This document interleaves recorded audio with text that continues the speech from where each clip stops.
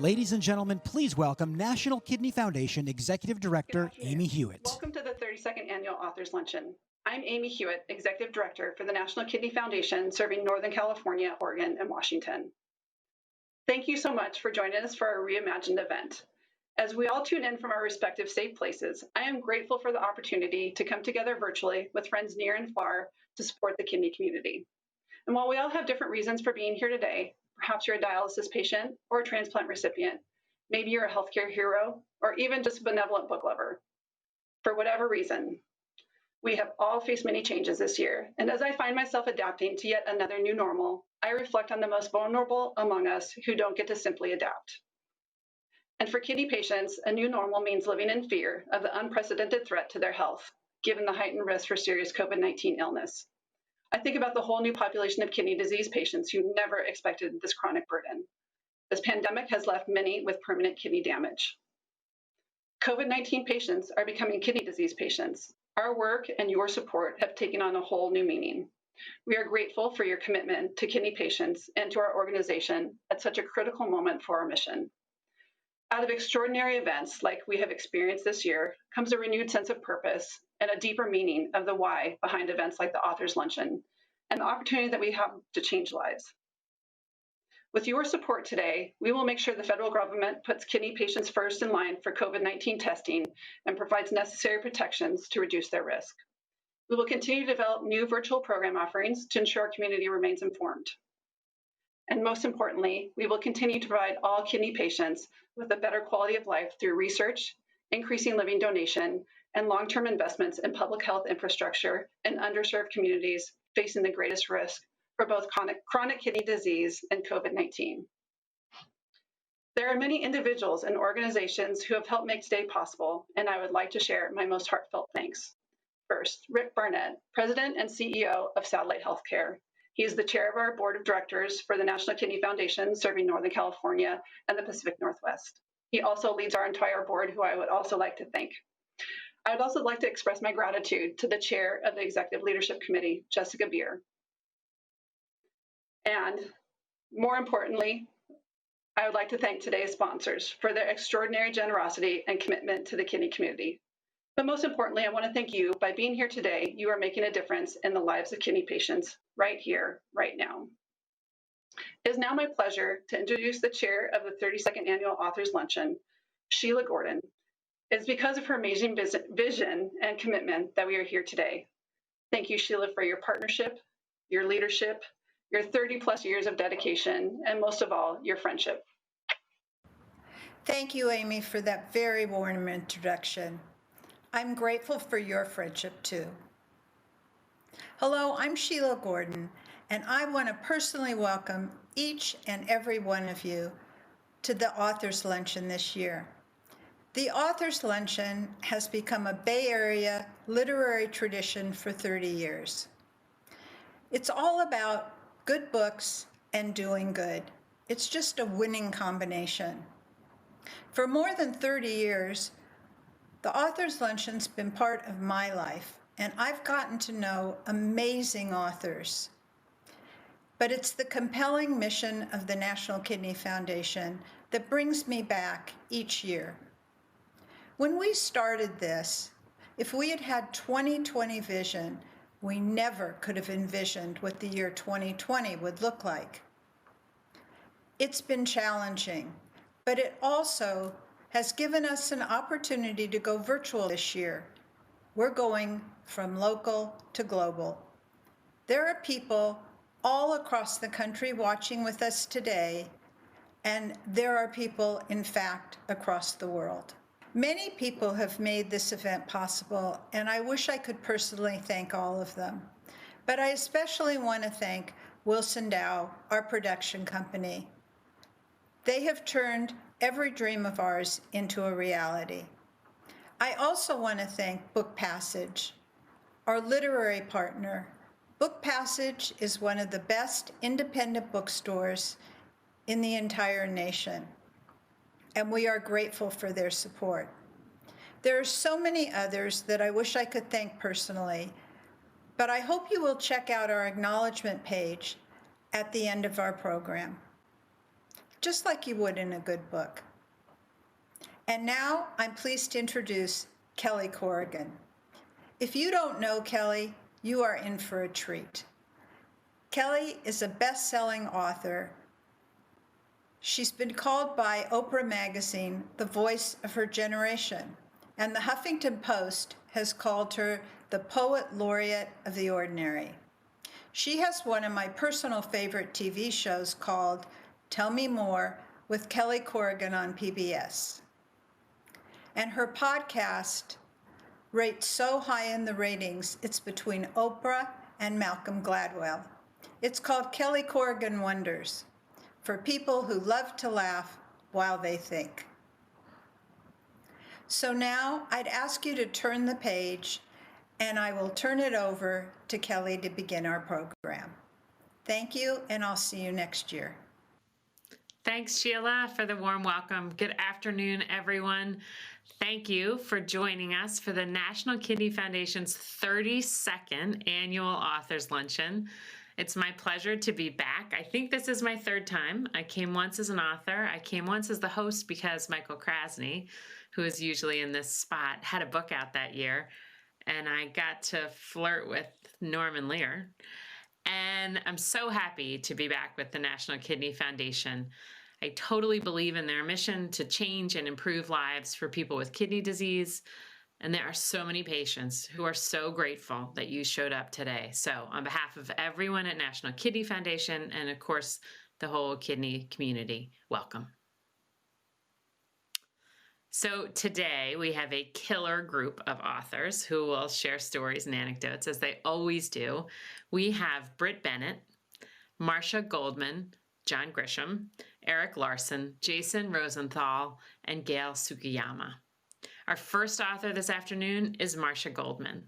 So Marcia has a master's degree in special ed, and she's spent 30 years working on programs for children with autism and their families. Together with Lola, her 5-pound Yorkshire Terrier, who is a proud certified therapy dog, they are the authors of the Lola Goes To series. Lola goes to work, Lola goes to the doctor, to school, Lola and a tattletale named Zeke, and Lola's teddy bear. Pre-pandemic, they were also making weekly visits to bookstores and classrooms and elder care centers. In addition to being a fantastic author, Marcia also has a personal connection to the importance of today, and we've asked her to share more. Please welcome Marcia Goldman and Lola. Thank you, Kelly, and thank you, Authors Luncheon. It is such an honor, and I'm humbled to be here today with this amazing group of authors. I'd like to start with our personal story and connection to the National Kidney Foundation. A little over 17 years ago, our 21-year-old daughter experienced a life-threatening and very aggressive episode of lupus, which ravaged through her body quickly and left her kidneys in full kidney failure within just a few days. She was put on emergency dialysis, and over the next 6 or 7 months, we were waiting for her to be stronger for a transplant. Miraculously, those little kidneys did come back 30%, so enough for her to be off of dialysis and off the transplant list for all these years until recently. And so unfortunately, that time is up, and she is facing a transplant in the very near future. The National Kidney Foundation was an immense support to us, both with knowledge and also the emotional support. And without the Authors Luncheon and activities like this to raise the money, the National Kidney Foundation wouldn't be able to do the amazing work they do and support us families who are living with kidney disease. So thank you to both. Thank you, Marcia, for sharing about your daughter's kidney journey. Now we're all looking forward to hearing more about Lola. 10 years ago, after almost a 30-year career in special education, most of that with children on the autism spectrum, I decided it was time to retire. I actually didn't have a plan, but after talking to a friend of mine, and she regaled me with all these amazing stories of things she does with her black lab, who is a certified therapy dog, it kind of gave me an epiphany. I love spending time with my little person here. And if we combined my years in special ed and being with her, what an incredible way to legitimize spending my entire day with my dog. But I didn't know. Lola is not a black lab, clearly, but she is sweet and gentle. And so I inquired what it would take to get her certified as a therapy dog. I was immediately told she was probably too small to be a therapy dog and definitely not the right temperament. I knew she was small, but I also know that she does have the right temperament. And most of all, I don't take no very well. And so we decided to give it a try and see what would happen. It took many more months than I would have ever expected. But at the end, after taking all the classes and passing all the tests, she did pass with flying colors. And then it was up to me to decide what we were going to do next. And it just made sense to me to go back into the classrooms with young children on the autism spectrum. I knew the staff, I knew the environment, I knew the routine. And so that was where we started. And our very first day, I was so excited and confident. And we walked into the classroom, and there was a little boy who was having a particularly hard day. He was screeching quite loudly, flailing his arms and legs, and just the kind of thing you wouldn't think any dog would be comfortable with.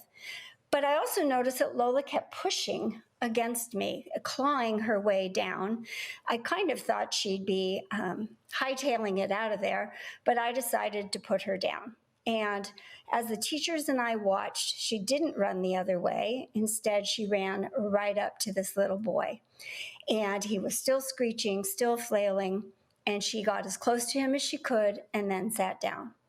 And within seconds, we saw his little body just kind of melt, and he became this little puddle of calm. Lola stayed there for a little bit longer and then hightailed it, turned around on her little paws and came strutting back to me with a smirk I am now very familiar with of, so what are you doing? What good deed did you do today? And that was the beginning of our journey. Within a few months of going once a week, one day we arrived and the teacher handed me this note, and it was from the mom of one of the little boys. And this little guy was terrified of Lola. The second we walked in the room, he would just take and run to the other side of the room and hide. But over the weeks, he started to creep just a little closer and a little closer to our circle time, our circle time story. And he eventually made it to circle time. And within the last couple of weeks, he had actually joined circle time, and he had even fed Lola a little treat and given her a little pat. What we didn't know is back at home, he had a sibling who was not on the spectrum, who absolutely loved to go to the petting zoo. But of course, that was not going to happen for this little guy. He was not only afraid of Lola, he was afraid of all animals. And so it meant on weekends, one parent would take the typical little boy to the petting zoo, and our little guy would stay home with the other parent. And then all of a sudden, he started coming home saying, I pet Lola, I pet Lola. And that went on for a little while. And finally, his mother called the teacher and said, well, what the heck is a Lola? And she explained our visits. And they decided that next weekend to do something really brave. And they decided to all go together to the petting zoo. And lo and behold, our little guy was no longer afraid and willing to go. And the letter to me was to express that for the first time, their family was able to take a weekend outing together.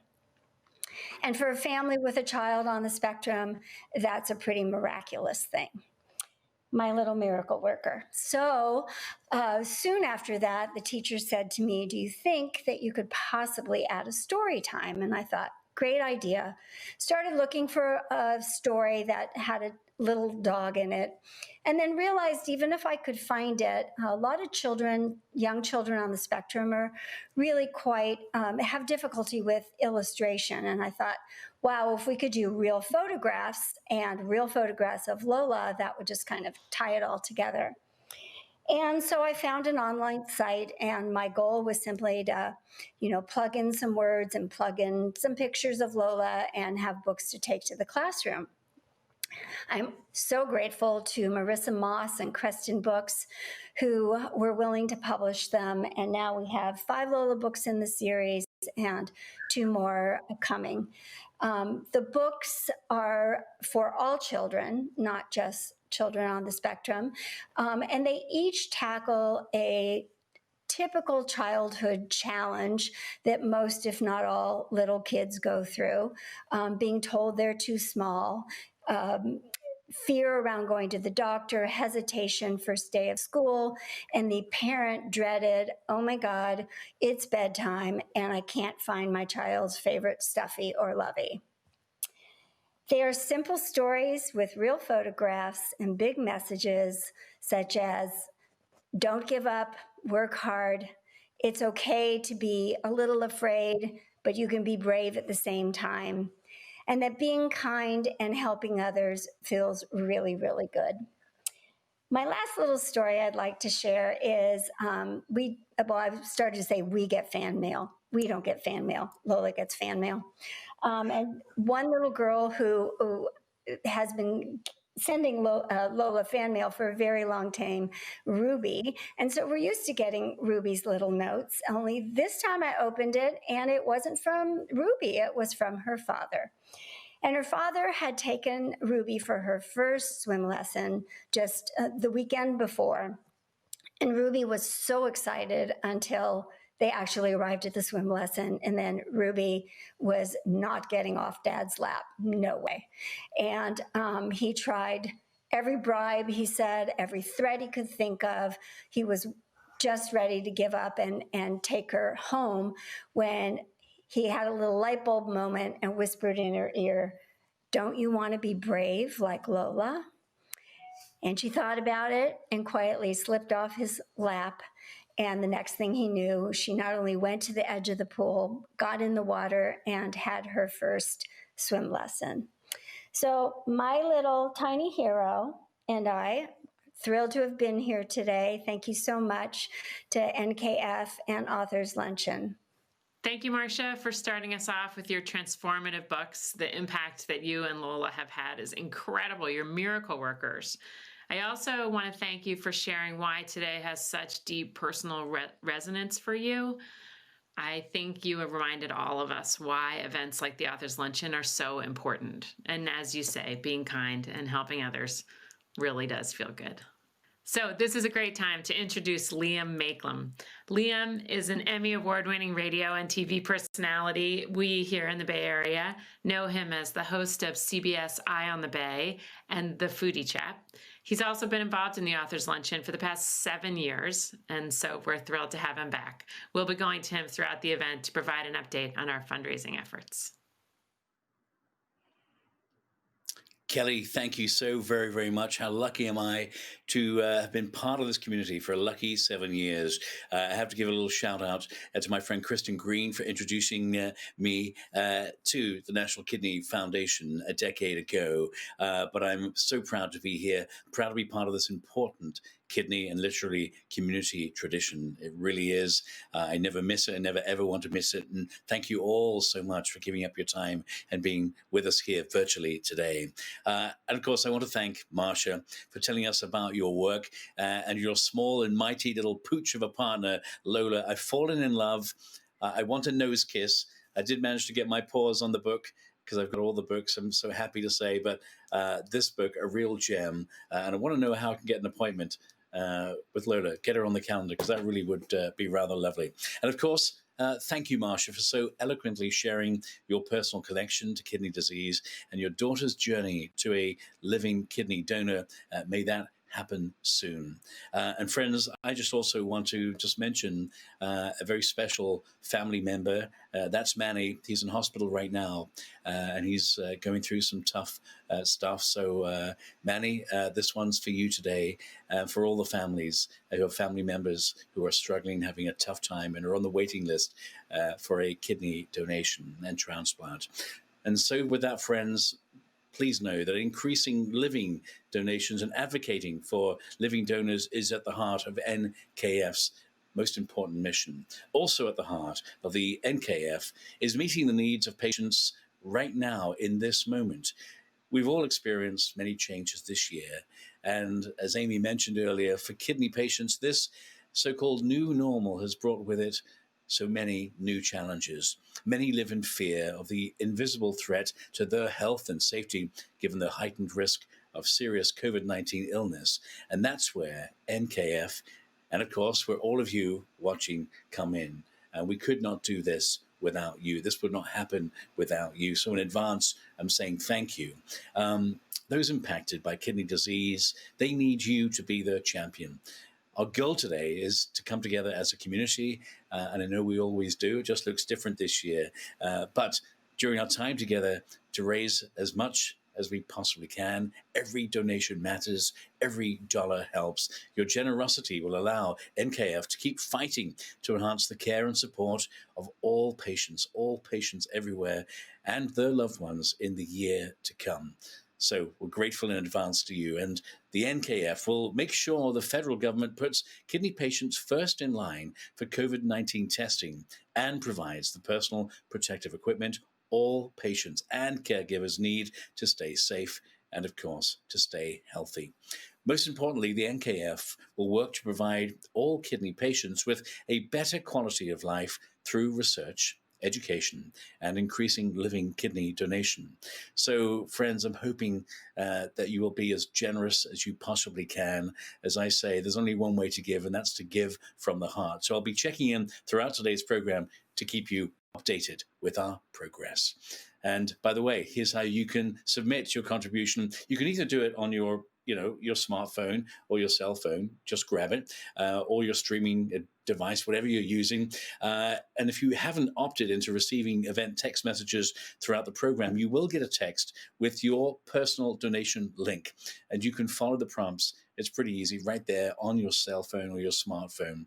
And if you prefer to use your streaming device, click Donate Now at the top of the screen. It's as simple as that. And here's the good news. If you run into any trouble, you can submit questions to the donation help in the chat room, okay? There are people there to help you. So thank you, everyone. I look forward to giving you an update a little bit later in the program.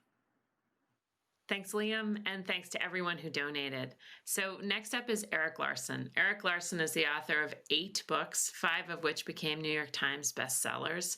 His saga of the Chicago World's Fair of 1893, The Devil in the White City, was a finalist for the National Book Award and lingered on many bestseller lists for the better part of a decade.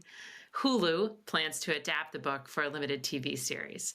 So after graduating summa cum laude from University of Pennsylvania, yay Philly, he received a master's in journalism from Columbia. He was a staff writer for the Wall Street Journal and later a contributing writer for Time magazine. Today, Erik will be talking about his latest book, The Splendid and the Vile. The book talks about how Churchill taught the British people in the face of Hitler's onslaught the art of being fearless. It's a story about political strategy, but it's also an intimate domestic drama.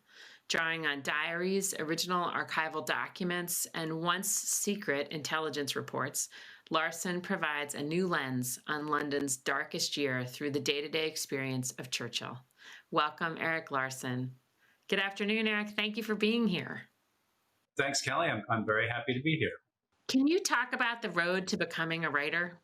Well, I started writing. I've been writing as long as I can remember. I think I started when I was a little kid. I mean, I wrote a novel when I was a 13-year-old. It was a terrible novel, very derivative of Nancy Drew books. But hey, it was great fun. And then over time, I mean, I'd always resolved that I was going to make a living writing, no matter how I did it.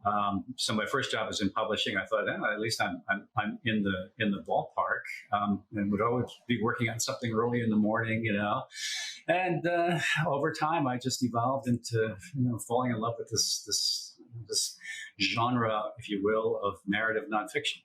It's fun to think about how many other writers have been inspired by Nancy Drew. So along those lines, what other authors and books have influenced you? There were a number of authors who I really adored and who really kindled in me, I think, this interest in writing. One was in fact the author Carolyn Keene, the author of the Nancy Drew books, because I love those. Not the Hardy Boys, but I love the Nancy Drew books. But then I moved on to other works, Dickens, and one of my favorite books I remember from being a kid was The Count of Monte Cristo, which was just sort of enthralled me. And that all those things sort of got me on my path. Although the book that I think that I keep coming back to over the decades is, believe it or not, is War and Peace, of course, by Leo Tolstoy. I've read it now 3 times at intervals separated by 10 to 15 years, and every time it's like I'm living a wholly new life, because as you come to that book at different points in your own life, it changes. So that's sort of my kind of a lodestar for me. So this is a question every author gets, but I'm really curious about your process, like how much research you're doing and how much the research influences the final product. Well, my process is a little bit different, a lot different than for example, a novelist's approach, because it is, after all nonfiction. And when you do a nonfiction book, what you do first, at least what I do, is I do a book proposal. Because research can be pretty expensive, and you're basically getting a publisher to invest in your research journey. And so I do a very, very detailed proposal before a publisher buys my work. And so by the time that proposal is done, I have a very good idea of what I'm doing. Unlike in the rest of my life, I have a very good idea of what I'm doing. I know actually what the narrative arc is, because these proposals include a capsule outline. I know, of course, what the main thrust is, because it also includes an essay on what I propose to do and why it should be done now and what I can bring to the party that might be new. And it also includes a sample chapter. I also make it a point, I don't know if I make it a point, but it is always the case that when I'm at that phase doing a proposal, I know what my ending is. I know what my ending is. I love knowing what my ending is, because I always have this feeling that, if you know where you're going, it's a lot easier to get there. And so I have a pretty good idea of what the whole story is going to be by the time my publisher says, let's go for it. And from there, it's just a process of, it's a process of basically immersing myself deeply into archives, trying to find little bits and pieces that are going to light the reader's imagination. I hate to say this, but when I go into an archive, I never really know what I'm looking for, but I know it when I find it. It's sort of a strange phenomenon, which is why, by the way, I don't use any assistants ever. So anyway, that's how it goes for about 4 years, and then at some point I start writing, and out comes a book. So 4 years of research sort of sounds to me like torture. What keeps you going? Who are you writing for? Is it just your own personal satisfaction, or do you have like an idealized reader in mind? I from sort of the early 20th century American writer point of view, which is I write to be read. I write to be read. I have a real interest in my audience. At the same time, I am not going to kowtow to what I might perceive as an audience's taste, because therein lies the path to something awful. I feel it's like if you were ever to really sit down and say, okay, I'm going to write a book that's going to win me a Pulitzer. That's death. That's death. So I write to be read, but I also write because it is just, to me, so satisfying. It's just such a lovely thing. I do when I'm in the writing phase. I work 7 days a week. I get up very early, and the only day I take off is Christmas Day, and that's sometimes reluctantly, because it is this real pleasure at that point. Getting to that point, of course, is can be a quite difficult and sometimes exhausting journey, with all the research one has to do and processing things and making sure that I can find things again. That's a big part of my system, which is just to, you have to know where it is in your notes or you can't use it, because you're going to eventually have to be able to footnote the document or the fact or whatever. So you are devoted. I mean, if you're taking only Christmas off, first of all, I want to say Merry Christmas. But also I'm wondering what compels the points in history that you choose? Like what attracts you to a particular story? For example, so much has been written about World War II and Churchill. I do want to tell a story that readers are going to really enjoy and that is going to really move them. And move me too. I mean, I like that part of the process as well. But I want to write something that is going to move the reader and also is going to make the imagination of my readers light up. I want people to feel when they've finished reading one of my books. I want them to feel as though they virtually lived in that past era, which is why I will never do a biography. Never say never, right? But I will never do a biography, a straight biography. Because biographies, let's be honest, I don't think any one person's life is homogeneously interesting enough to do a full life biography on. I mean, there would be boring parts, and I don't like writing boring parts. So I do my best to avoid biography completely. I am drawn by story, not subject matter, not epochs. I am drawn by story. And that gives me the delightful luxury of not having to touch all the necessary bases that maybe somebody would have to touch to earn a PhD. I don't have to, in writing about Churchill, I don't have to go, through his entire life. I have to tell this one story that I really sought to tell, which was about how he and his family endured the German air campaign of 1940-41. And that was my window, and I opened it, and I had a great time, and I hope that's the story that is the story that I intended to do. And people tell me that they have found it to be quite moving, especially in these difficult times. How do you find a historical figure's voice? To find the voices that come through in my books is something that I really think about at the very beginning of the process, because you either have to have the material or you don't, and that's what makes actually the search for the next book idea for me a real ordeal. As a great friend of mine says, it's when I enter the dark country of no ideas. And when I'm looking for ideas, I look for an idea. The ideas have to meet certain criteria. One is there has to be this powerful narrative engine or arc, something inherent to the story that makes it compelling, something suspenseful, something whatever, something dramatic. There has to be something about it. But there also has to be a really deep, rich reservoir of archival material, precise, detailed things, diaries, memoirs, letters, telegrams, and so forth. If you don't have those, you can't do it. You can't cheat. You can't get creative with things. I mean, my attitude is that if you give the reader, say, in one paragraph, 3 really telling, vivid facts, the reader is going to make that move. The reader's going to make that come alive. I just have to present that stuff. I've had readers come to me and say, "Oh, well, you must have made up this bit of dialogue here because these people are, they're talking to each other." It's like, no, actually, you find that in material in interviews and newspaper interviews, court transcripts, and so forth. Also, I would argue that when people think they're actually reading dialogue in my books, if they were to then take a step back and look back at what they were just reading, it's not really dialogue. It just comes alive in their minds as if it were, which I love. So I totally agree with you that the moment a book, like the birthday of a book, is the day the first reader reads it. I always feel like it totally comes alive. Is there anything that surprises you when you finish a book? Splendid and Vile did achieve, to me, in my view, sort of a surprising level of popularity. I mean, I hoped it would be a good book, but you never know. When you finish a book, when I finish a book, maybe others are a lot more confident than I, but when I finish a book, I never know whether it's good or not, to be honest.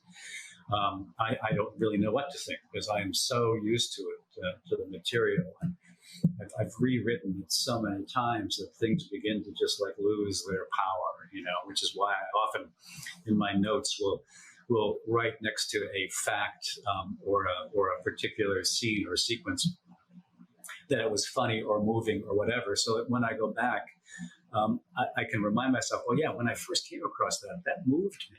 Now I could care less, but when I first came across it, it really moved me. Thanks, Erik. Your process is incredible. So our next author is Brit Bennett. Brit was born and raised in Southern California. She graduated from Stanford. She received an MFA from the University of Michigan, where my daughter just sent a college application. She won a Hopwood Award in graduate short fiction, as well as the 2014 Hurston Wright Award for college writers. She's a National Book Foundation 5 Under 35 awardee, and her debut novel at the age of 26, The Mothers, was a New York Times bestseller. She's earned comparisons to luminaries like James Baldwin, Joan Didion, and the great Toni Morrison. Brit's second novel, The Vanishing Half, is about twin sisters, Stella and Desiree, who run away from a Southern Black community at age 16.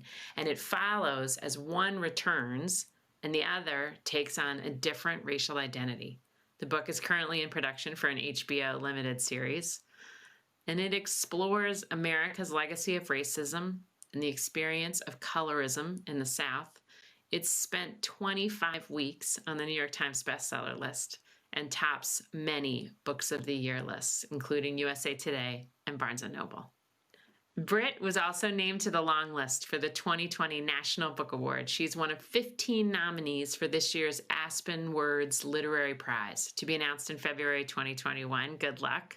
Welcome, Brit. It's so great to have you here with us today. Let's start by having you tell us a little bit about your book.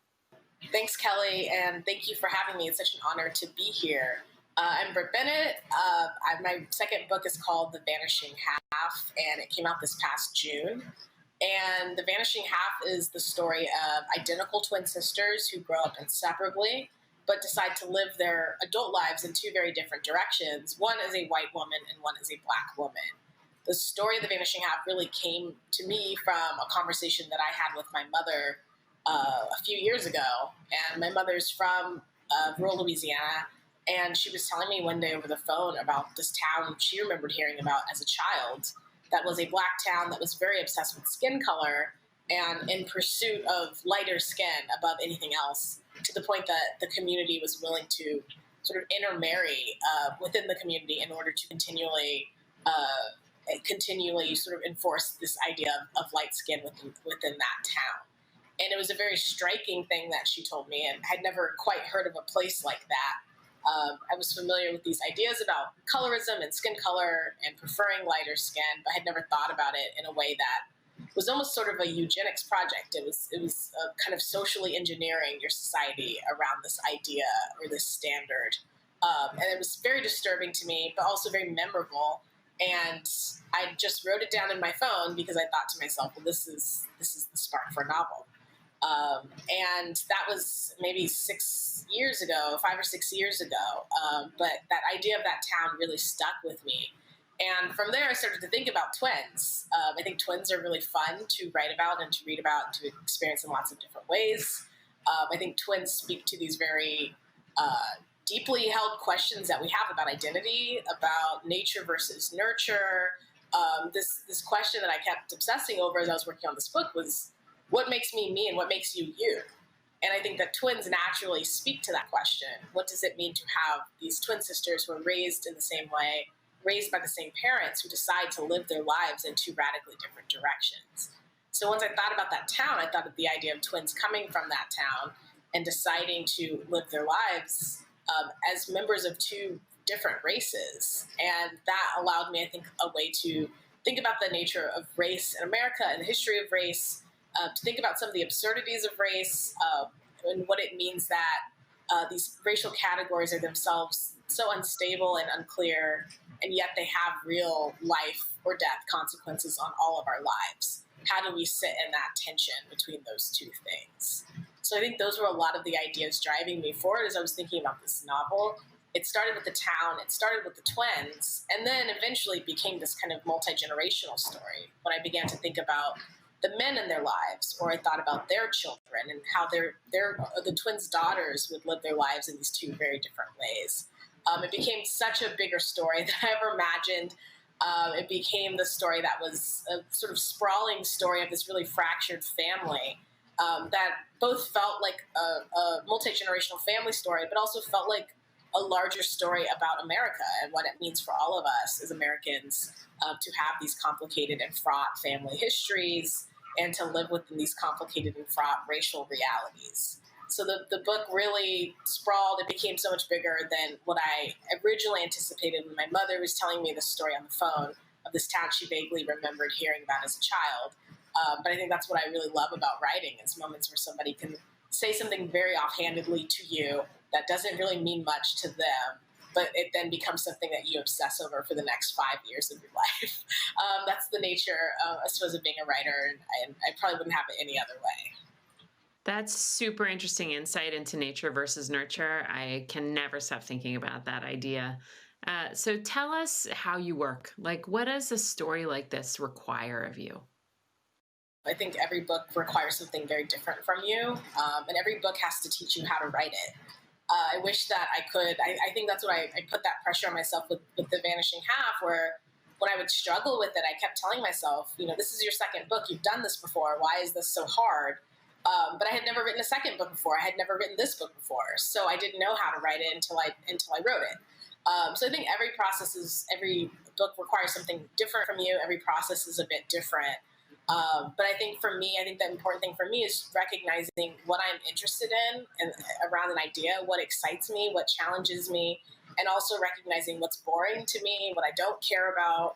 I think to me, that's been the most important part of my process, is being able to spot those things early so that you don't end up spending years of your life writing in a direction that you're actually not interested in.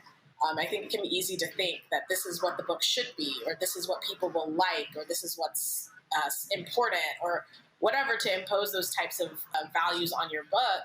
But really, to write a novel, you have to be so deeply in love with that idea and with those characters and with that world that you are willing to devote years of your life to it. So if you're not in love with those characters, and if you're not interested in them, and if you're not challenged by them, then it's going to be really a miserable time and also a miserable book.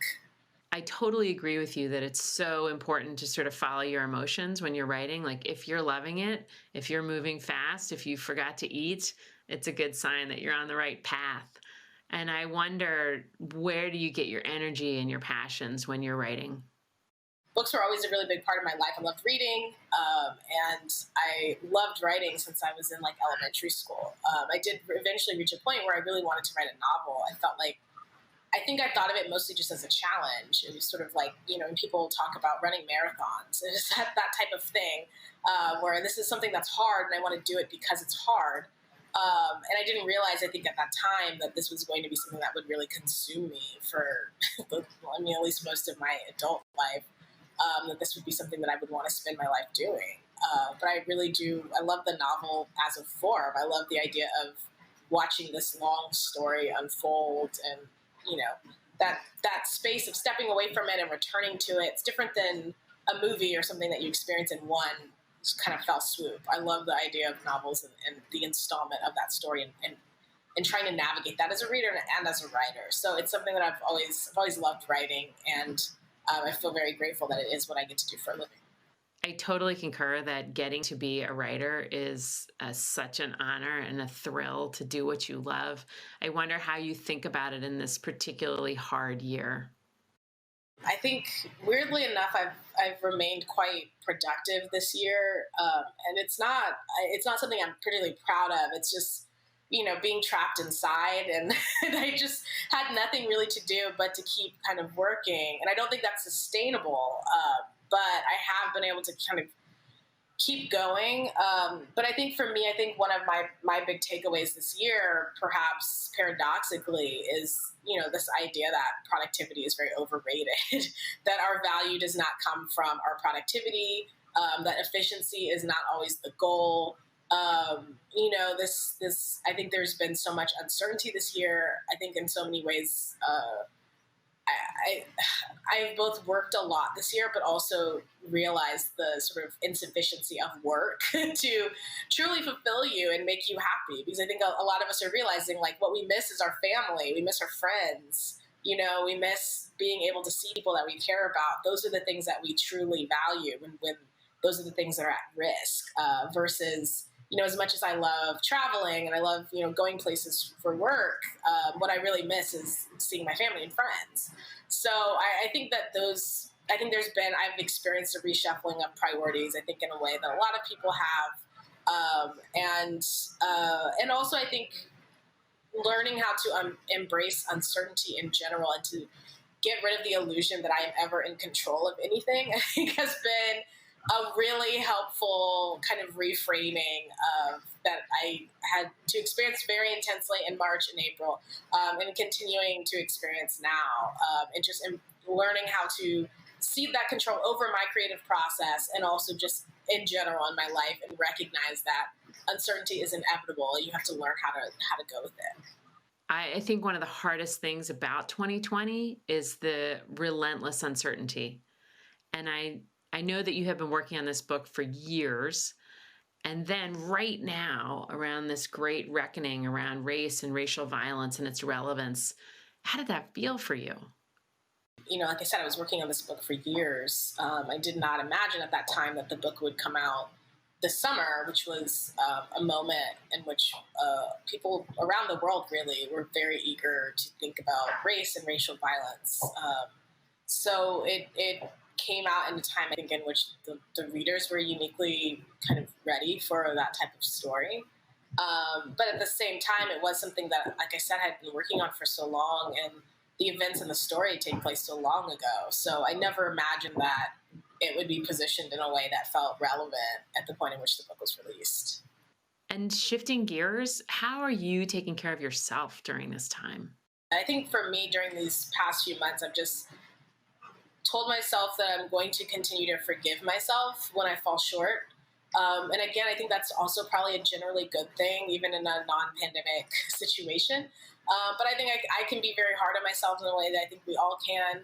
And I tell that to myself just in life, but also in my writing. I know that there are moments where my writing is going to fall short. I know that that's most of the time where I'm disappointed in what I've written, or I don't think it's any good. But I think so much of that part of the process is learning how to forgive yourself so that you can keep working on being better. And I think that's something that's applicable also just in everyday life.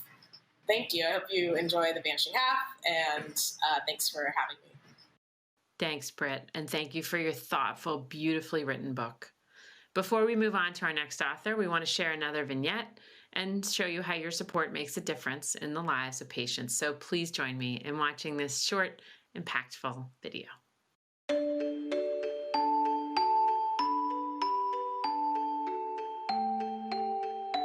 It was about 2 a.m, I think, when they told us that you're going to have a baby today. And we were like, all right, great. The thought about being premature didn't even cross my mind. Logan was born Sunday morning at 7:51 on October 9th, 2011. He was 7 weeks early, 3 pounds, 4 ounces. They started running tests as they would for any newborn baby, and his blood work and his all his lab work came back a little off, and his urine had a high level of protein in it, which indicated that there was something going on with his kidneys. They told us that Logan may have a rare genetic kidney disorder called congenital nephrotic syndrome of the Finnish type, and lo and behold, that's what it was. The best way to manage it was that Logan would have both kidneys removed. And I was reading a lot of places where the children did not live beyond a year old, and many died within the first 5 years of their life. So me reading that was just terrifying. His kidneys were just making him sick. He was getting infections and he couldn't fight things off, and so the time was right, and he had both kidneys removed when he was 3.5 months old, when he was there in the NICU, and he started peritoneal dialysis. It was night and day. He was so much better.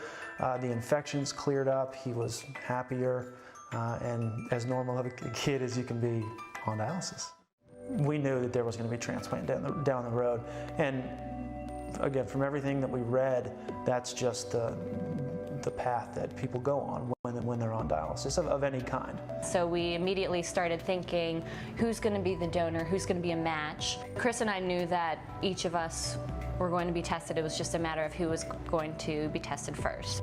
So Chris went first, and step 1, step 2, step 3, perfect match, as perfect as he could be. I got tested to see if I could be a donor in February, and that's when I was given the news that I could be a donor, Logan's donor. I remember standing actually right here when I got the phone call. And from that point on, I was ready. So June 26th of 2013, Chris donated a kidney to our son Logan. We are chasing more than ever now, but to see him change even in the 3 months from where he wasn't eating anything, like he did not want food anywhere near his mouth, to eating almost anything that he can get his hands on, that progress has been pretty amazing. That's the thing that we want to share. See if you can donate. It's such an easy thing to do. You have 2. You don't need them both. People can survive on one kidney for their entire life. Share your spare is a thing that we always say.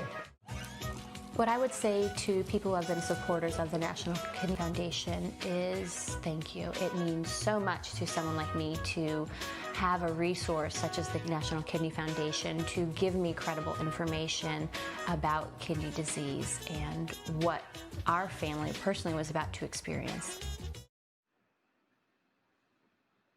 You heard it there from the Blevins, Share Your Spare. I just want to quickly also just thank Kelly and also our impressive authors. Thank you so much to Erik, Larson and Brit, Bennett. Neither disappointed. I can't wait to get stuck in to these 2 books. But to the Blevins, thank you for sharing your incredibly inspiring story as parents facing the unfathomable, a critically ill child, and their triumph with Chris being able to donate his kidney to his own son, Logan. What an incredible story. Just part of the journey and story. I look forward to sharing a little bit more later in the program. But friends, now it's your chance to honor families like the Blevins and help NKF move the mission forward with your generous support. I'm going to thank you in advance for your generosity because I know this community always shows up and always gives big. So let's go big here together today.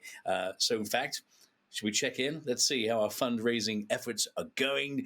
And I'm going to give a little shout out. Look right there, our goal 20,000. We are halfway there. Friends, that is awesome. Keep on giving. Keep on donating. A couple of shout outs. Roz Block, thank you. Bernita Brooks, thank you. Julie Kamal, thank you. Maria L. Cordero, thank you. Tracy Cull, thank you. Barbara Davidson, Linda Delaplane, Michelle Ebersham, Craig Eplin. So friends, here's what you need to do. I know you've already registered, many of you, but remember, you text these words, please, authors 2020, that's authors 2020 to this number, 76278. The number again, 76278. And of course, it is, you've got to register first at NKF 2020. Every donation matters. Every gift counts. And look right there, we just had an update. $16,000, friends. So thank you so much for your commitment to kidney patients like Logan. Your generosity is indeed appreciated. And as we enter this giving season, friends, please know as COVID cases continue to surge, thousands of families are counting on us. And so we thank you so very, very much for your generosity. And we know it's a tough time with lots of things to give to, but giving today and impacting a family and saving a life is really what we're doing here. So inspired by your passion and dedication, and I love it when I can share good news, because we have great news to report. A generous donor has come forward with a special match for today's event. So every contribution will be matched dollar for dollar, up to $20,000. So big round of applause, everyone, everywhere. So we are at 16,000. So already that's been doubled. We're going to double your impact, double your giving. And to add additional motivation, here's what we're going to do. For gifts of $500 or more, and this is where I get my work out here, we're going to send you a full set of today's featured books. So donate $500 or more, and you'll get this stack of books. Now, I want to let you know that if you've opted into receiving event text messages throughout the program, you can follow the text prompts you received to our personal donation link and make your donation there. But if you prefer to use your streaming advice, just click Donate Now at the top of the screen. So let's keep the giving going. Every donation matters. Every dollar counts. And we thank you. And now back to Kelly. Kelly? Thanks, Liam, and thank you to all y'all who have given so much so far. We are grateful for your generosity, and your support is making a huge difference in the lives of many people. Next, we'll hear from Jason Rosenthal. He is the husband of Amy Krause Rosenthal, the great Amy Krause Rosenthal, who was so kind to me when I was just getting started and who I visited in Chicago. Jason's a lawyer and a public speaker and a devoted father of 3. He lives in Chicago. He's also the New York Times bestselling author of Dear Boy, a children's book co-written with his daughter, Paris. He serves on the board of the Amy Krause Rosenthal Foundation, which he started in honor of his wife after she passed from ovarian cancer. The foundation supports both childhood literacy and research in the early detection of ovarian cancer. His TED Talk, which has been seen by a couple million people, was delivered 1 year after Amy's death. In it, Jason offers candid insights on the often excruciating process of moving through loss.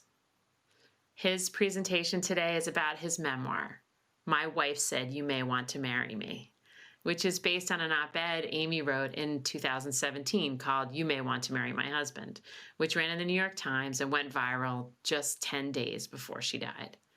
Amy was a best-selling author and a filmmaker, and she presented here in 2016. Jason, thank you so much for joining us today. It's great to see you. Hi, I'm Jason, and I wanted to thank you so much to the National Kidney Foundation for having me at their 32nd annual Authors Luncheon.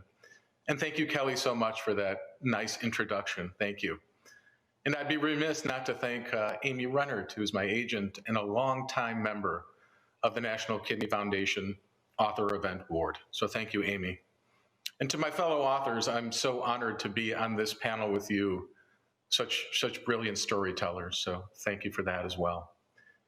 And before I get started to talk about my book, My Wife Said You May Want to Marry Me, I want to acknowledge that we are all going through this extended period of loss and grief that we really never expected to be going through. And I have some pre-pandemic personal experience with loss, so I kind of get it. We're going through loss because we're experiencing different versions of that loss. We may not be financially as well off as we were. We may be out of a job or missing a paycheck. We're certainly missing our normal routines. And many of us who have children are disrupted by this pandemic and trying to face tough academic years and the stress of our family lives. In addition, many of us have experienced literal pandemic loss where we've lost a loved one.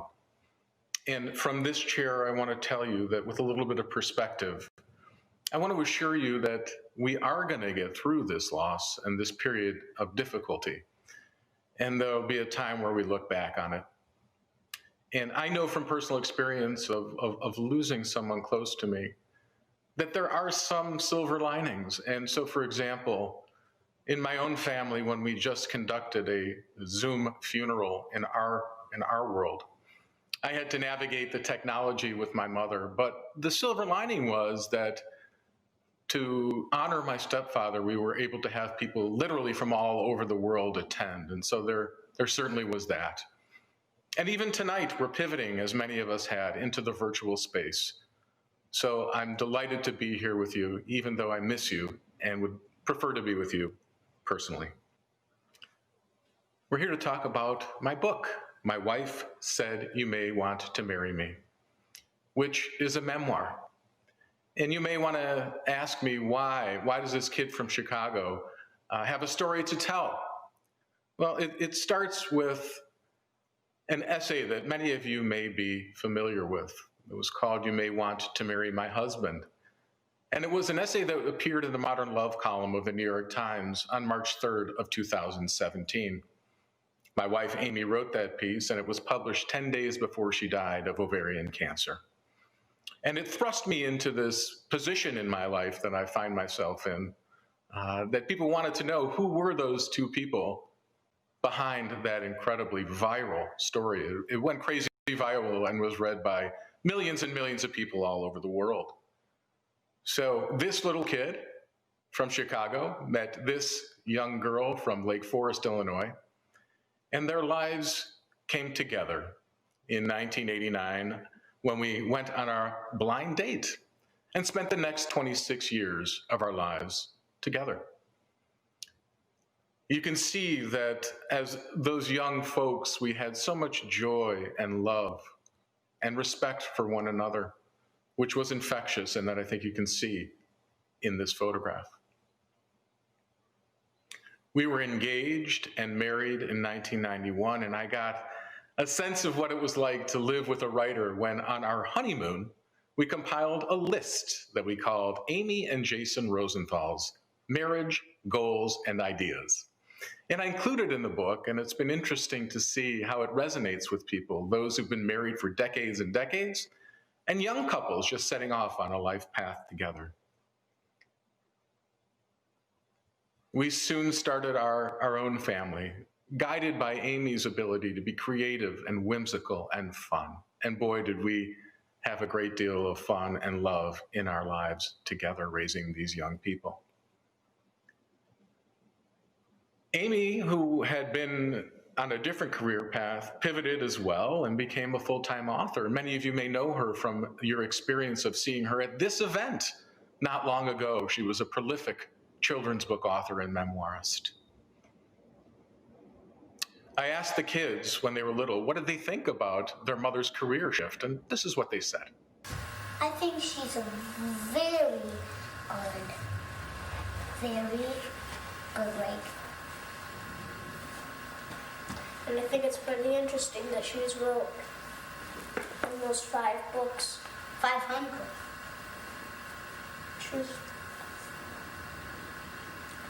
She's an amazing writer.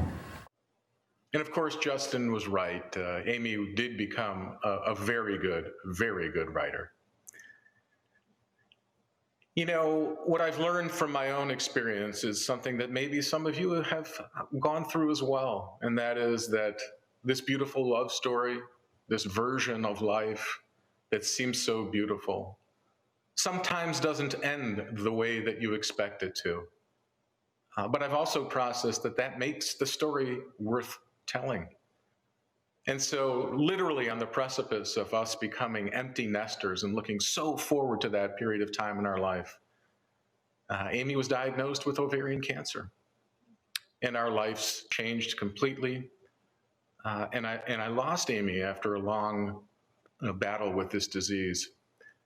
So my new life started. My new life, chapter 1, started, and I had to find a way. I was so intertwined with Amy for all that time. I had to find a way to move forward and accept the challenges that brought on. And so I soon began to grapple with things that I write about in the book. And I learned that it's okay to embrace grief and know that everyone processes their loss differently.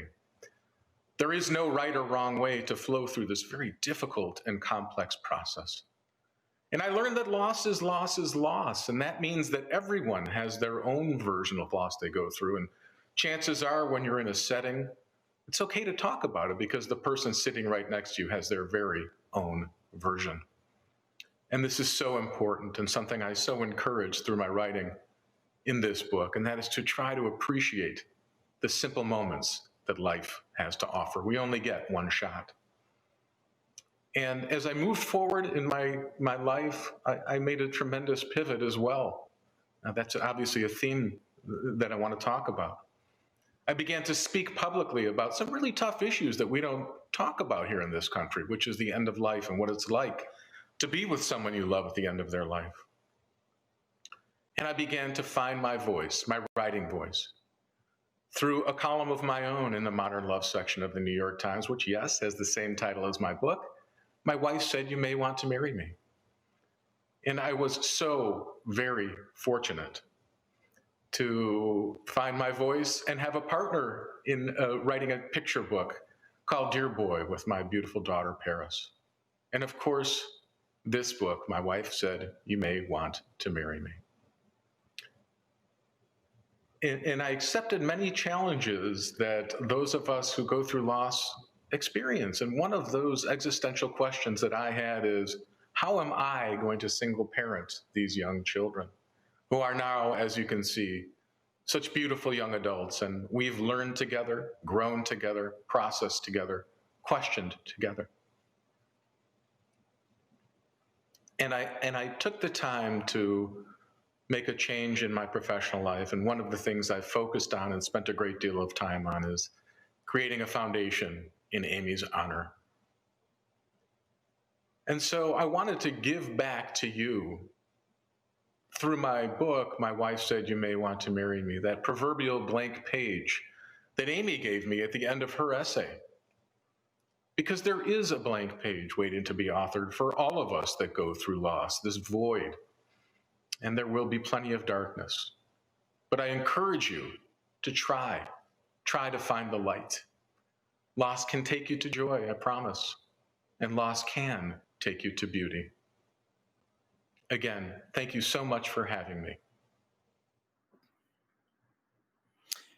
Jason, thank you so very, very much. Thank you for filling in that blank page by way of this incredible book. I hope friends watching, you're all going to dive into it as soon as you possibly can. I cannot wait. And I have to say that your story, your personal story, is truly remarkable. How you and your family have turned your loss into a gift of hope, hope for others. And that is truly inspiring. And speaking about inspiring journeys, we want to go back now to the Blevins, to Chris and Logan. It's been a few years. We wanted to check in. Logan, by the way, is now 9 years old, doing all the things that 9-year-olds do. He's being a boy, he's being a lad, he's playing, he's having fun, and he's being healthy. And it's because of organizations like the NKF that Logan gets to enjoy each new glorious chapter of his life. So we share their update because it brings it back full circle and reminds us of what is possible and how the NKF has been a part of giving him a future that he can dream about. Let's watch. My name is Chris Blevins. I'm born and raised in Northern Virginia. I'm a proud Virginia Tech Hokie. This is my son Logan, who is now 9 years old. He was born the day before me on my 30th birthday and will steal my thunder for the rest of my life. It's the coolest dad ever. As a parent, it's an easy decision. The harder decisions are made by strangers out there that are really trying to help people that they don't know or that are part of the donation chains, which are just amazing, that people can come together. And those, to me, are the most powerful stories because that's a stranger helping a stranger. What do you want to do when you grow up? Maybe I could do like multiple things, like game designing, draw artist, comic book writer. Seeing how Logan is now, the hope is that that's the outcome that everybody would love to see that needs a kidney. It's important to consider donation. Number one, do the research, get the information, and make that choice for somebody that really, really needs it. So our connection to the National Kidney Foundation and the reason that we continue to support it really started from effectively day 3 when we found out that Logan could potentially have a rare kidney disorder, because we went online and there wasn't a lot out there that was positive. The place that we were able to go and trust the information was the National Kidney Foundation. We've always said that if there's anything that we can do to help, know that we're going to say yes, because that's really our way of paying it forward, paying it back, whatever you want to call it, because we had nowhere else to go. That's right. Paying it forward. This is what today is all about. Logan has a busy and bright future that he can look forward to, one where he's a game designer, an artist, and a comic book writer. Today, you are helping to make better tomorrows. So, more giving in a moment, but for now, let's get back to Kelly and our next author. Thank Thanks, Liam. I'm delighted to introduce our next author, Gail Tsukiyama. Gail was born in San Francisco to a Chinese mother from Hong Kong and a Japanese father from Hawaii. She attended San Francisco State University, so did I, where she received both her Bachelor of Arts degree and a Master of Arts degree in English with the emphasis in creative writing. A resident of the San Francisco Bay Area, she's taught at San Francisco State, University of California, Berkeley, and Mills. She's also been a freelance book reviewer for the Chronicle and Miss Magazine. She was the recipient of the Penn Oakland Josephine Miles Award for Literary Excellence, and she was the first author to receive the Asia Pacific Leadership Award from the Center of the Pacific Rim and the Ricci Institute.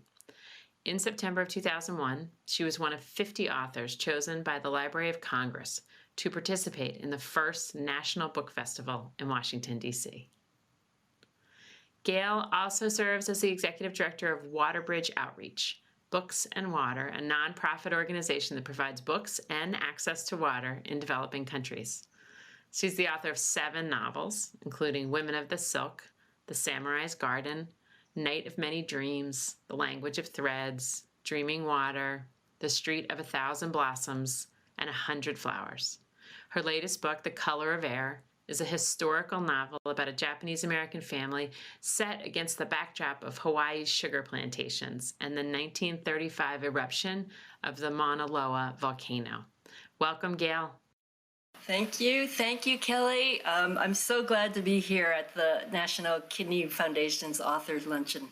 I was here many years ago, and it still feels like home. And I think that's the wonderful thing about the foundation and all the authors that you're able to get each year to promote all the good work you do. Yes, you were here in 2001, and it's so lovely to have you back. I agree. This forum is so fantastic, and I love all this love of books that's in the air. What an easy, fun way to support the National Kidney Foundation. So can you tell us a little bit about your latest book? It's been a while. It's called The Color of Air.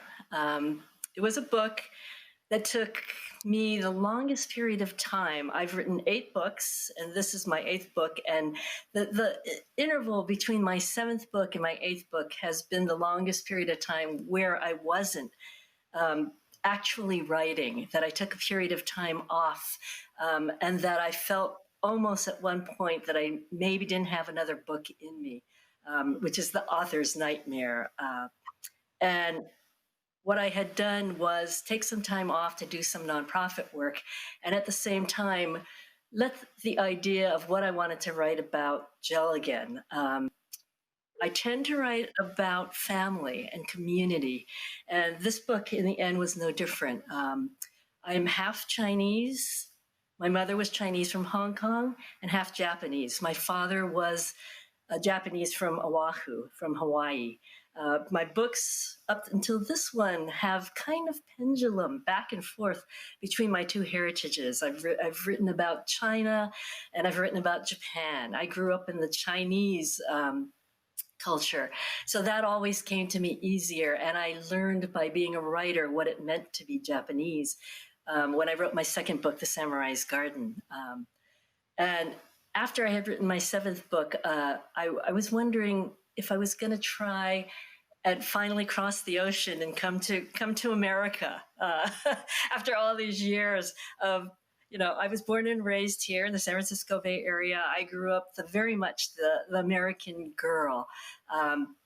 I've always wondered why I always write about my heritage and historically. And I realized that after a certain amount of time, it had to do with the fact that I had all these ghosts haunting me, that where you grow up and how you grow up, no matter if it's in the United States or it's back in an old country like Hong Kong or Japan or Hawaii, it stays with you. No matter how far you run and how far you go, you have these ghosts that stay with you. And I had begun thinking about that a lot because I had written books that were set in other cultures that I didn't live in, that I grew up in but didn't live in. And so I was curious as to several things. I wanted to write about Hawaii. The Color of Air takes place in Hawaii. And I wanted to write about how Hawaii became the blended society it had become. Why is it that we go to the Hawaiian Islands now, and as soon as we get off the plane, we know we're in Hawaii? It's the air, the tropical scent, the people, the blended cultures. And so as a writer, the first thing you're thinking of is, how did it get to this point? And when did all these cultures start to come together? So I do what I do when I'm beginning a book is I start researching. As soon as I have the idea of place, and in this case, it would be Hawaii, and I started researching and realized that culturally, all immigrants began to come in the mid 1800s to late 1800s when the sugar plantations started to grow and economically become a big reason of why Hawaii started becoming as popular and financially feasible. And they started bringing in immigrant workers from all the islands around. I mean, suddenly you had Puerto Ricans and Japanese and Chinese that were brought in as indentured servants, tricked in a way by signing petitions and signing things that would get them to come by offering them a place to live, a salary, education, all of that. And so suddenly you had all these cultures coming to one island, of the islands to all the plantation. And you had the pineapple plantations, the sugar plantations, which began to grow. And suddenly you had all these people there in which the plantations brought in, but kept separate. Even if you had a 100-acre plantation, the Japanese would live in a separate village from the Chinese, and so on and so on. And so I found it fascinating that even though this was happening, they still became a blended community. And I wanted to write about that aspect of it. Well, curiosity for sure is the greatest driver. When your books, as they evolve, like for some authors, it's really rooted in the characters, like Erik Larson talked about today. Some people, it's about history. What is it for you? Hawaii is so many things because it is this blended community, but it's also this place of natural beauty. And I began this particular book with a sense of place. Each book has started differently. One might be voice in my head. One might be an idea of a character. In this particular book, I knew that place was going to be the thing. Ursula Le Guin has said that Thomas Hardy, when she began to write, gave her a sense of place, that it became the reason why she would start a thing and give her place emotion. And I wanted to do that in particular, too. I wanted to write about a place that came alive, that became part of the character of the book that I was trying to write. And so in this sense, Hawaii was the perfect place to begin. And as I continued to research, what I found out, too, was along with the natural beauty was a whole influx of natural disasters. It was ironic in the sense that you have this beautiful place, but you also have a place that brings volcano eruptions, typhoons, tsunamis. And I began to research a great deal about the idea of the volcano's eruptions and how long intervals it was before a volcano would suddenly erupt again. Now, the Big Island itself, in which The Color of Air takes place, is made up of 5 volcanoes. 3 which are still live. Every time a volcano erupts, land mass grows. So it's almost like the Big Island of Hawaii is a living organism. So again, it became a major character of the book itself. Along with that, I wanted to write about a theme that I think kind of runs through most of my books and many of the writers who come from traditional backgrounds. And for me, that was family and community and how this all came together. And in that way, as I was researching, I found out that there had been a Mauna Loa eruption in 1935 that lasted exactly 6 weeks. And at one point, the lava was flowing down to the town of Hilo. And right away, that gave me my background of what the book was going to be about. It was going to be 6 weeks in 1935 in which this community has to face this volcano eruption and the lava coming down. And so that gave me the whole format of what the book was going to be. And I felt very fortunate that I had that. And for a writer, when you have this, it just suddenly opens the door for you to just step right in, and that it did that for me. Oh, that's so interesting, the idea of the island as a living organism. I mean, of course, right? So last question for you. 8 books in, who or what are your teachers? Books are teachers. Books, every time we read, we've learned something. Regardless if it's the smallest thing, we learn. And that, to me, is the most hopeful thing. There's so many good writers. There's so many good books. We are continuously learning. And the importance of reading is something that we need to continuously push. And that's another thing that the Kidney Foundation has somehow bridged that gap. You're not only helping people with kidney disease, you're also bridging this gap and saying, read these books. It'll teach you something. And that's a really good thing. And that's something that I think you've done so gracefully over the years. Thank you, Gail. So beautifully stated. I couldn't agree more. So I love how this event bridges the gap and marries our love of books and giving back to the community. And on that note, I would like once again to take a few minutes to remind us why we're here. The U.S. population is somewhere around 350 million. At the present time, there are about 40 million people with chronic kidney disease, which is a huge number. It's about 1 in 10. Of those people, there's about 500,000 that are on dialysis. Their own kidneys don't sustain them anymore and they need additional help. And then from that, about the exact numbers for the present time, somewhere around 93,000 patients or close to 100,000 patients are on the kidney transplant waiting list at the present time. The one fact that is really sort of weighs heavy on all of us who sort of know the kidney field is that 1 in 5 patients on a waiting list die. I mean, that's 20% of the people who are listed for a transplant die annually. And our donors are so incredibly generous. I mean, they make statements like, I got 2, I don't need 2, I got a spare, I'll just drive off and drop one off and then go on and live the life I'm going to live. I can't tell you, every time I hear that statement, it is so humbling because at some point, that journey, that switch has been made, and no wonder we call donors our heroes, right?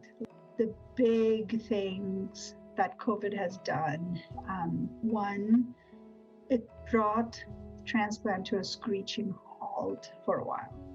March, we did hardly any transplants. Living donation completely stopped.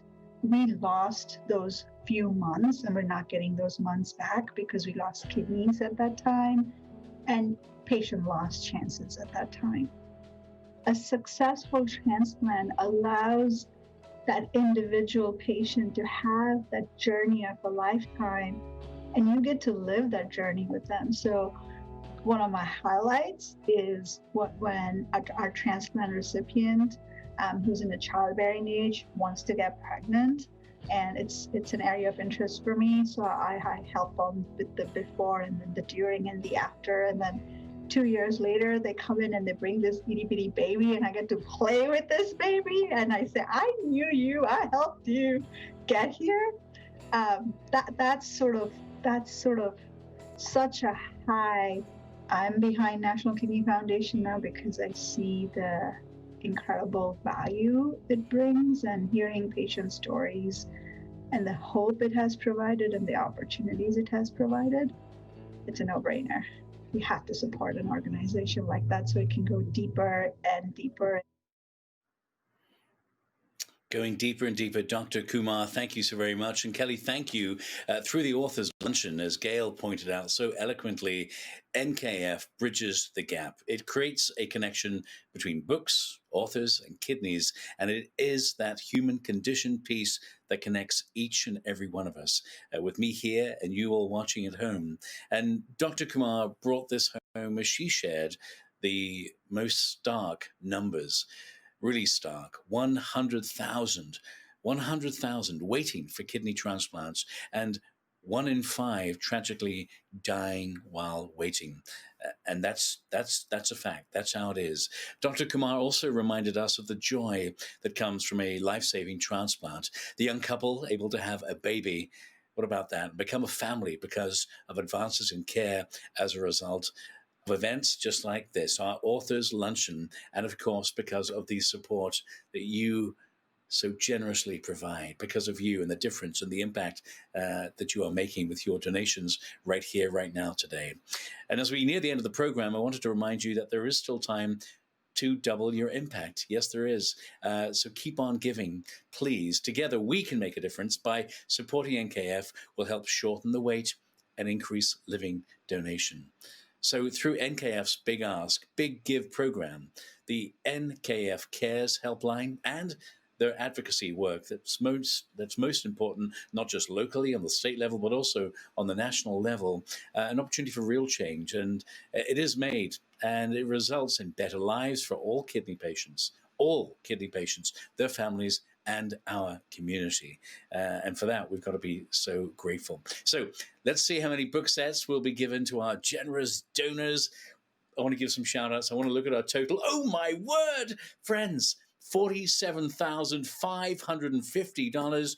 We thank you so much for your generosity. My word. A few shout outs: Robert Block, Ros Block, Mary Bookham, Catherine Brodacek, Brenita Brooks, Sophia Butchell, Magdalena Cabrera, Anne Cadwell, Julie Kamau, Chris Caldwell, Valerie Cavani, Shirley Chin, Lisa Collins, Elizabeth Connor, Maria Cordero, Janet Kronk, Tracy Cull, Barbara Davison, Linda Delaplane, Laurel Yuko, Kim Drew, Michelle Ebersham, Craig Etland, and I gave a little donation right here in honor of Manny.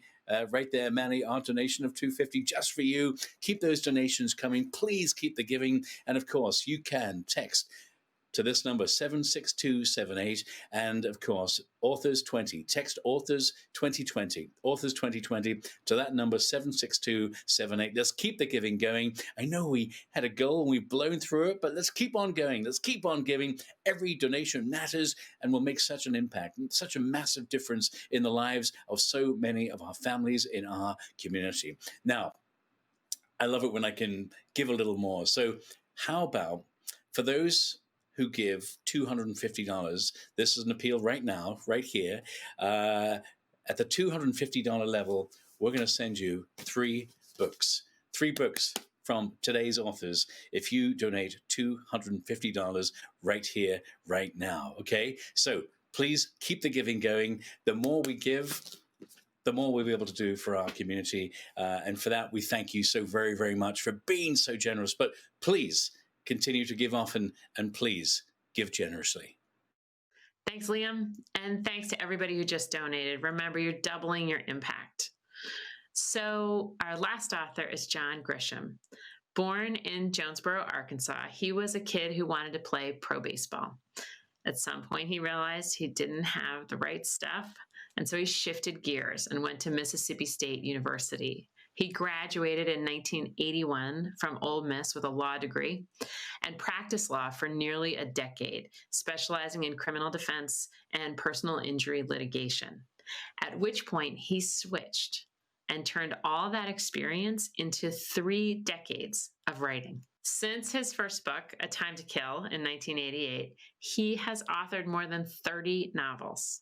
He's done 1 work of nonfiction, plus for young readers, he did a collection of stories and also his Theodore Boone series about a 13-year-old aspiring lawyer. He is known as the master of the legal thriller. 9 of his novels have been turned into films: The Firm, The Pelican Brief, The Client, A Time to Kill, The Rainmaker, so many. And currently, there are more than 300 million of his books in print worldwide in 40 different languages. His 2019 novel, The Guardians, has a strong social justice component that shows how wrongful convictions happen. When he's not writing, he spends his time working with charities. He started something called the Rebuild the Coast Fund, which raised $9 million for Gulf Coast relief in the wake of Hurricane Katrina. He also serves on the board of the Innocence Project, which, as you might know, works to exonerate wrongly convicted through DNA evidence and is trying to reform the criminal justice system writ large to prevent future injustices. He also keeps up with his greatest passion, baseball. The kid who wanted to be a pro now serves as the local Little League commissioner. The 6 ball fields he built on his property have played host to over 350 kids on 26 different Little League teams. His newest book is A Time for Mercy. It's his second this year, and it brings back Jake Brigance, the hero of A Time to Kill. Jake returns to a courtroom drama in a deeply divisive trial that has him defending Drew Gamble, a timid 16-year-old boy accused of murdering a local deputy. Teeming with all the courthouse scheming, small house intrigue, and stunning plot twists that have become the hallmarks of his work, A Time for Mercy is his most powerful courtroom drama yet. Welcome, John. Hey, Kelly, John Grisham here. Happy to be here on behalf of the National Kidney Foundation and take part in the 32nd Annual Authors Luncheon. It's such a pleasure to have you here. So tell us, what brought you back to Ford County and Jake Brigance? For years, I stayed away from Ford County, which is the fictional setting of A Time to Kill. Even though that's my home, that's where I'm from. Those are the people I know and the people I enjoy writing about. In fact, 24 years passed from 1989 to 2013 before I brought back Jake Brigance, our hero, in a book called Sycamore Road. It was a big civil trial in the same courtroom with a jury. And that was 2013. And what we realized in 2013, my publisher and I, we were really not prepared for how popular Jake had become as a character. It's because of the book. The book was eventually noticed after the firm came out, the other books came out, and people went back and started buying and reading A Time to Kill. The movie came out in 1996 with Matthew McConaughey, and Matthew did such a splendid job with the movie. He's Jake. He became Jake. And because of the book and the movie and Matthew, Jake is a very popular character, and that was proven with Sycamore Road because the book was very well received by the audience. And I said, okay, I'm not going to wait 24 years to bring Jake back again. So I began looking for another story for another courtroom drama, and I found the story a couple of years ago for A Time for Mercy, and started writing the book in January of this year.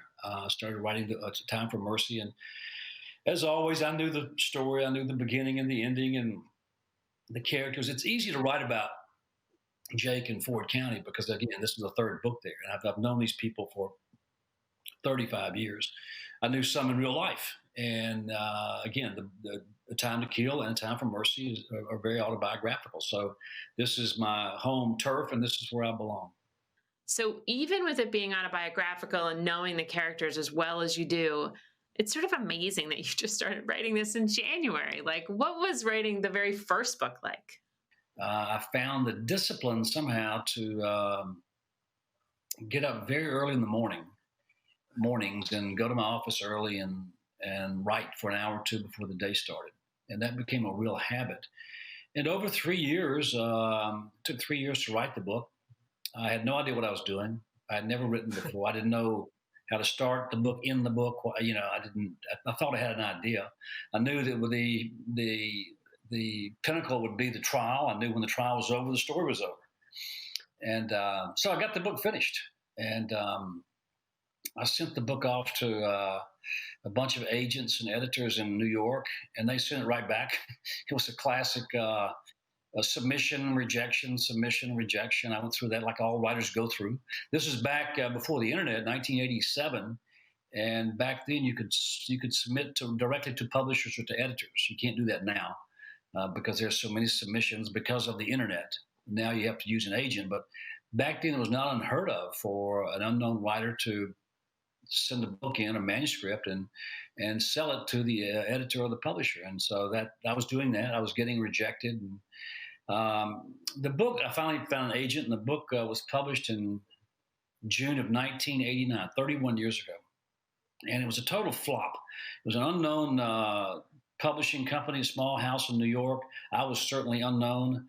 And there was no money for promotion or, nothing to get excited about. And the book sold really well around Memphis, where I lived at the time, close to Memphis, and that was about it.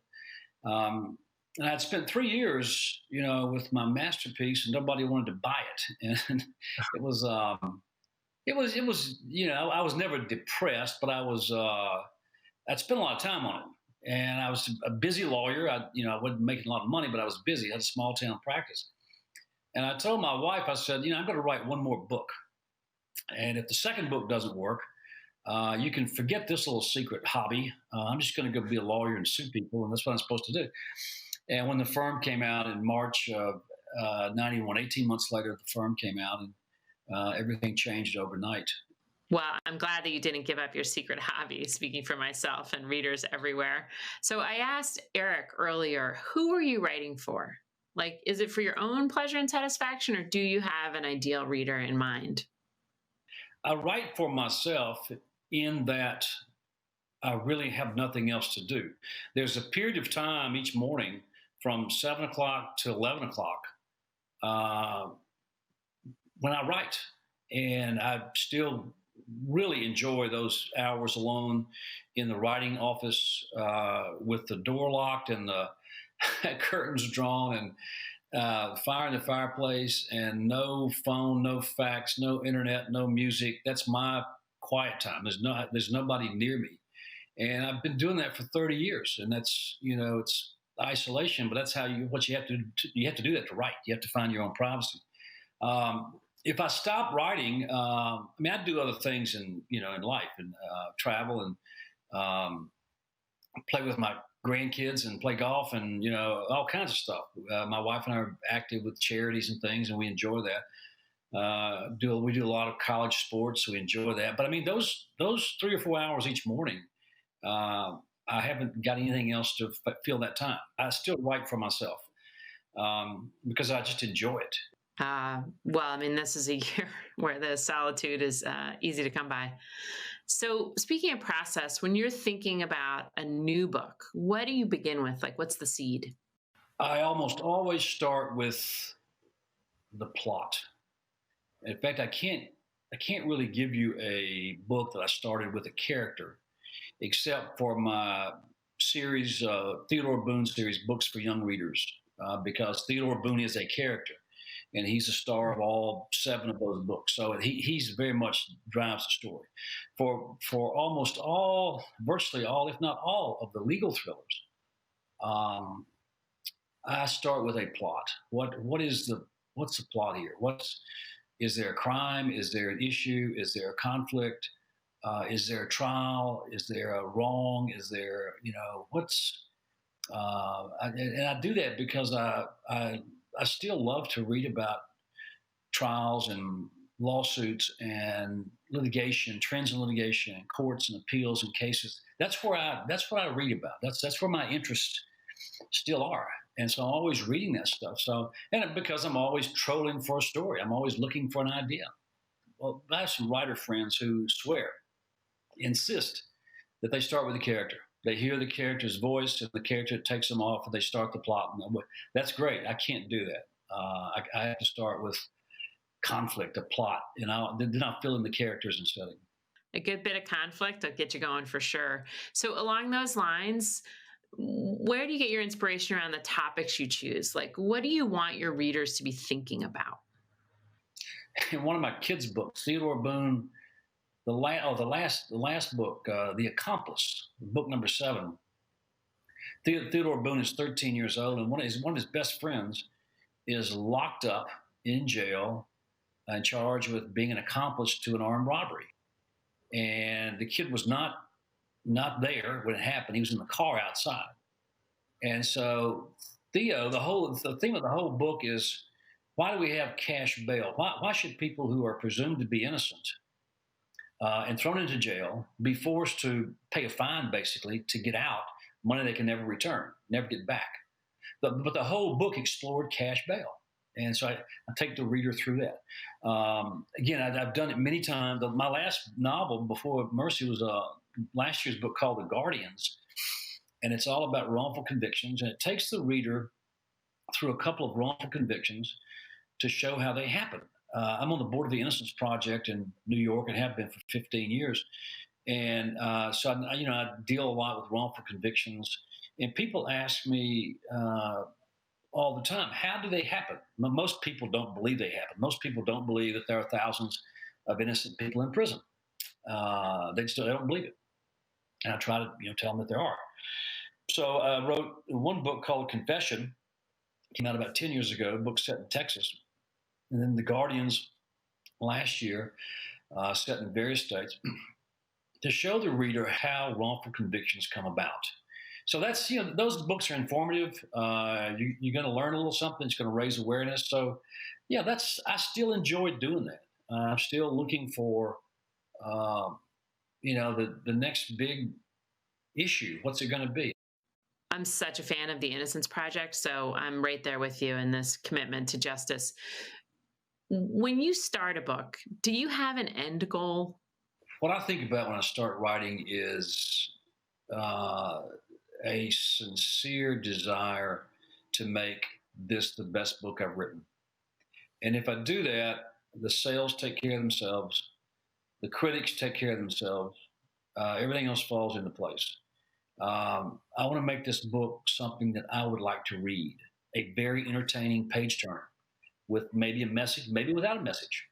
But that's my goal every time, is to keep improving, to keep striving for not perfection, but certainly readability, to write something that people find very satisfying. I know there are a lot of people out there who are going to buy the book. I do not want them to be disappointed. I want them to stay up all night and read, call in sick from work, read during lunch, lie to their bosses, whatever it is. But they got to finish the book. I want them hooked. And that's what motivates me. It's fun to think about how to hook a reader. So let's end with, what do you see as the benefits of your success? Always happy to pitch in a few minutes and help out a worthy cause and an organization that does great work. That's one of the benefits of success, is being able to stop along the way and help out. There's so many great foundations and nonprofits and worthy organizations that we as Americans, support like nobody else in the world. We're the most generous people in the world. That's just our nature. And we enjoy doing that. So, no, I'm just happy to be here and take a small part in this. Thanks, John, for your time today and for the joy of your books. And before we wrap, I want to check back in one more time with Liam. Kelly, thank you so very much. And thanks, John Grisham.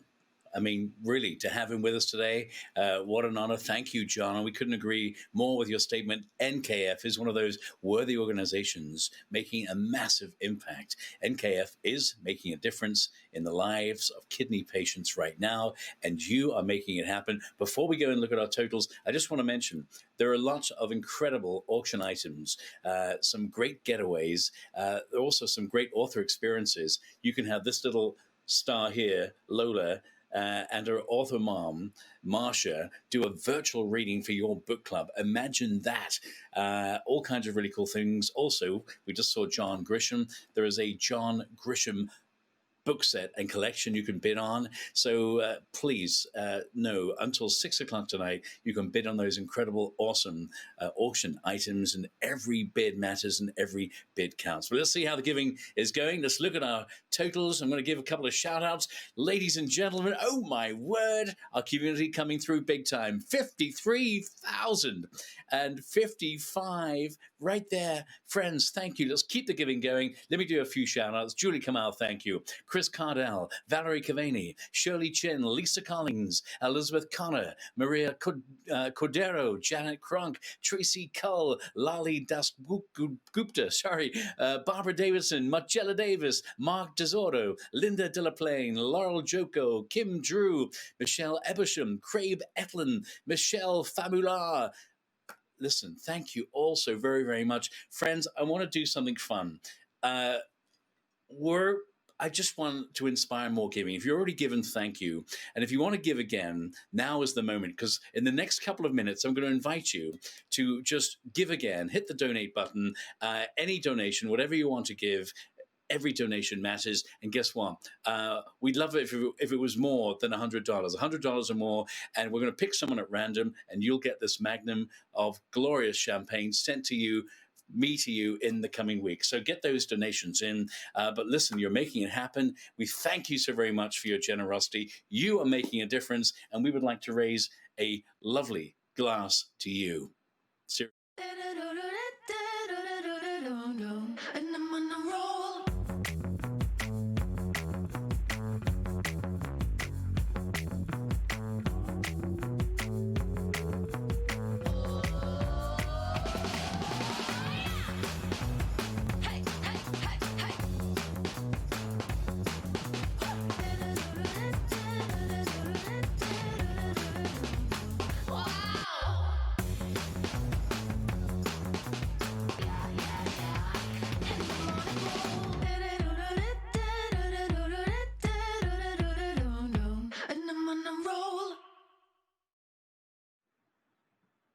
Cheers to you. Friends, you've been so incredibly generous. Our community coming through big time. To all of you, we are raising our glasses and saying a massive, massive thank you. Someone is going to get an email in the next 24 hours saying you won the Magnum of Champagne. We'll get that to you. We're going to pick someone at random. But thank you for empowering and inspiring all that we hope to accomplish for the kidney community in 2021. You guys made it happen. A big hug of gratitude and love to each and every one of you. And of course, it was my immense honor to be with you today. And with that, let's hand it back to Kelly. That is fantastic. Thank you from all of us. Your gifts are helping 1 in 3 Americans at risk and 37 million living with kidney disease every day. Thanks again to Liam. And thanks to all the authors for spending the afternoon with us and sharing their thoughts and insights about process and motivation and inspiration. As a reminder, the silent auction and the book sales and the wine sales will close at 6 p.m. Pacific. So there's still time to fulfill our $20,000 match, and you can help us get there. Every dollar counts. If you haven't already made your gift to support kidney patients, please don't wait.